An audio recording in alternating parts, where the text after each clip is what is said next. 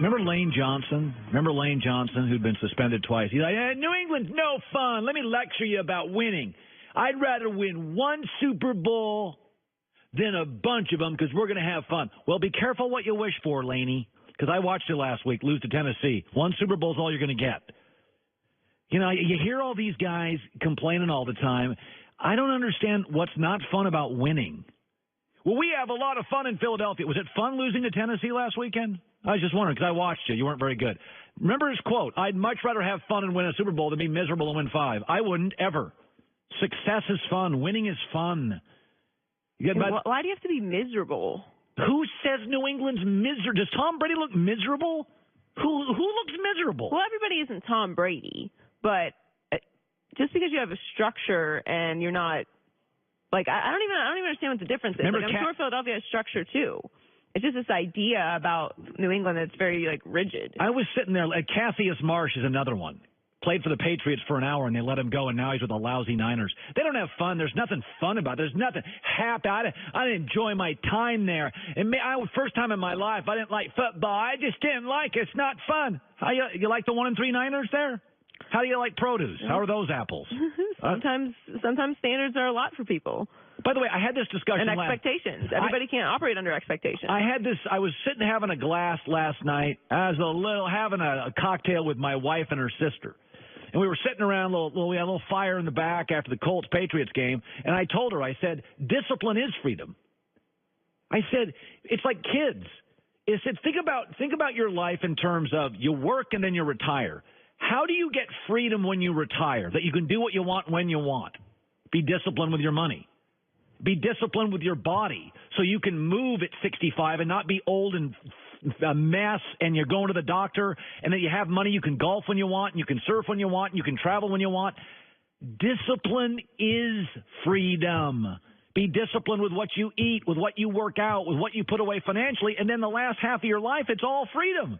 You can golf when you want, when you can travel when you want, you can buy a motorcycle if you want. Can't do that if you're not undisciplined. Whenever I hear people like, it's life, I just want to have fun in my life. Okay, then that's not discipline, because discipline's hard. Getting up, working hard, being committed is hard.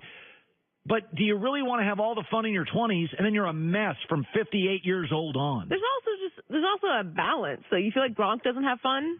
Of course everybody thinks Gronk is just like this unhinged maniac. Meanwhile, he doesn't even spend any of his money from his contracts. None of it. He doesn't even touch it. If the Patriots would have if Brady doesn't get hit in the Super Bowl, none of this would have come out. Literally 1 second, Brady is driving for the winning touchdown, which he did against, we've seen him do it against Seattle. We've seen him do it against Atlanta. We've seen him do it 5 times. Every Super Bowl New England's been has been close. And we've seen Brady in like 3 of them drive for the winning score. He was driving for the winning score. Philadelphia couldn't stop him, just like Seattle couldn't stop him, like Atlanta couldn't stop him. He was driving for the winning score, and somebody hit the ball out of his hands. If that makes one other roll and a Patriot lands on it, none of this stuff's being talked about because Philadelphia loses and New England wins, and we don't care about Malcolm Butler. Like, where is winning not fun in life? It's like you're an athlete. It's called competition. I'd rather win 1 Super Bowl than 5. Can you imagine Michael Jordan saying that? Can you imagine Kobe Bryant saying that? Can you imagine Jack Nicklaus saying that? Expectations and standards are not for everyone. It's pressure. God, oh, by the way, Bill Belichick should go to prison. What? Well, let me explain. So there is a story in the NFL. It's the craziest story in the NFL this year. It's really sad, actually. There's a kid named Michael Kendricks. He played for the Eagles last year, and he got busted for insider trading. And he made about $1 million off. He got some information from a stockbroker guy or an insider guy, and he made $1 million. He could face 25 years in prison. I don't think he'll get that, but it's scary. He's a young man, by all accounts, good kid, made a mistake. I hope he doesn't get along. He made a mistake. He admitted it. He admitted to wrongdoing. He owned up to it. And I'm crossing my fingers the kid doesn't spend 10 years in, the hole, because I think he's a good kid that made a big mistake. We all make mistakes. But I was thinking, who should be arrested for insider trading is Bill Belichick. Because he always has the information before the media, other players, and guys like me do. By the way, he let go of Malcolm Butler, wouldn't play him. Let him go. Outrage. That guy can play. Malcolm Butler yesterday quoted saying, I'm unhappy with the start for my season. He was against the Eagles last week. Carson Wentz for 7 for 7 when targeting Malcolm Butler, including a touchdown. He said, quote, this quarter of the season has not been what I'm looking for. He was targeted last week 7 times. Carson Wentz went 7 for 7 with a touchdown. Bill Belichick, like a good stockbroker, sold the stock before the crash. How's Danny Amendola doing? Oh, there was a lot. Everybody loved Danny Amendola. Loved him. Stockbroker Bill had inside information. So far, Danny Amendola's 4 catches, 20 yards, 4 catches, 2 catches, no touchdowns. 121 yards in a month. And for a team, by the way, that let go of Jarvis Landry that needs Danny Amendola. They don't have Gronk. They don't have Tom Brady. They need Amendola to be big. There's your big. By the way, Nate Solder, Giants, 1-3. Mess offensively. Dion Lewis, now, he's a good receiver. He had catches last week, but he didn't do anything. And, by the way, Sony Michel, did you watch him last night? That young running back from Georgia for New England? Looked pretty good to me. When I looked at New England last night, I'm like, I don't know. I got 2 running backs here I like. I got a rookie, and I got James White. I got a tight end I like. I got Gronk. I got my slot receiver and a backup to a slot, Chris Hogan, and now I got Josh Gordon. And I'm not saying, by the way, the Josh Gordon thing, I'm not sure it's going to work. But, insider information, Belichick knows. It's like Albert Breer told us an hour ago. The thing Belichick is greatest at is taking a cold, hard look at his players, even after winning Super Bowls, and saying, we got to get rid of him. And it's hard, especially when you win, because everybody's human, heavy emotion, you fall in love with players. I've had NBA executives tell me that. They're like, don't let coaches decide contracts. NBA coaches fall in love with players who reward them and win games. They fall in love with them. Belichick is the coach. He has to make hard decisions. I mean, listen, they got to a Super Bowl. They won the AFC, and he got rid of Solder, left tackle, Dion Lewis, Danny Amendola, Malcolm Butler. These are good players, right? They were all, and he knew. Inside information. Dude always knows.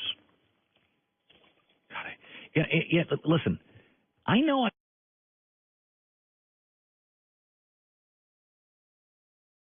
I don't talk a lot of UFC, but I've always felt with sports that I got to go with my gut. Like when I'm driving to work in the morning, I got to go with my gut. I have never in my life been this excited for a UFC fight. In my life, I've never been this excited. And by the way, out of college, I got a job in Vegas. I was the luckiest kid in the world. I get a job out of Vegas. It just so happened Sugar Ray Leonard's in his prime, Thomas Hitman Hearns is in his prime, and Mike Tyson's in his prime. I mean, how lucky was I? I was the luckiest kid in the world. So I didn't know boxing at all. And then for 6 years in Vegas, I went to all the biggest fights in the country. There was no UFC. And I've always said, boxing, all I want is 2 fights a year. Give me one in the spring. Give me one in the fall. I don't want a big summer fight. Give me one in the spring. Give me one in March. Give me one in October, and I'm good. And when boxing was in its prime, it gave you 2 great fights a year. That's all it gave you. This is the best fight in the history of UFC. This is it. This is the best fight in the history of the UFC. I am so excited. You're picking Conor decisively. I am picking Conor decisively. I think he's the better athlete. He's the twitchier athlete. He's longer. I think the Mayweather fight gave him even though he lost, gave him incredible confidence. He's been in this spot before. Now, if Habib can win, if he pulls him down, if Habib pulls him down to the floor, to the mat, he's in trouble. Because that's Habib's strength. He wants you on the ground, and Conor doesn't want any part of that. But as a stand-up guy, 2 guys standing up, Conor's significantly better. Habib's a very average stand-up fighter. I'm just going with my gut here. I'm just going with my gut. Like, this feels, I cannot, I'm selling their pay-per-view right. I'm making Conor McGregor some money. I can't wait to watch this. Maybe he'll bring you some of his whiskey. Whiskey. Too bad I don't drink it. You don't drink whiskey? I don't drink vodka. whiskey. Last night I had one just little Small vodka. It's small.